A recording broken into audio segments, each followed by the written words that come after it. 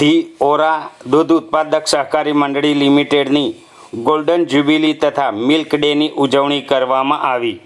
વાગરા તાલુકાના ઓરા ગામની ધી ઓરા દૂધ ઉત્પાદક સહકારી મંડળી લિમિટેડની સ્થાપના ઓરા ગામના દૂરંદેશી અગ્રણીઓ પ્રભાતસિંહ અનોપસિંહ રાજના નેતૃત્વમાં સહકારી ધોરણે દૂધ ઉત્પાદન પ્રવૃત્તિઓનો લાભ ગામના લોકોને મળી રહે તે માટે 29/10/1975ના રોજ સ્થાપના કરી હતી। મંડળીને 50 વર્ષ પૂર્ણ થતા હોય 51મા વર્ષના મંગલ પ્રારંભે ગોલ્ડન જ્યુબિલી તથા મિલ્ક ડેની ઉજવણી કરવાનું આયોજન ચેરમેન તથા સભાસદોએ નક્કી કર્યું હોય, જે અંતર્ગત ઓરા ગામે આ કાર્યક્રમની ભવ્ય ઉજવણી કરવામાં આવી।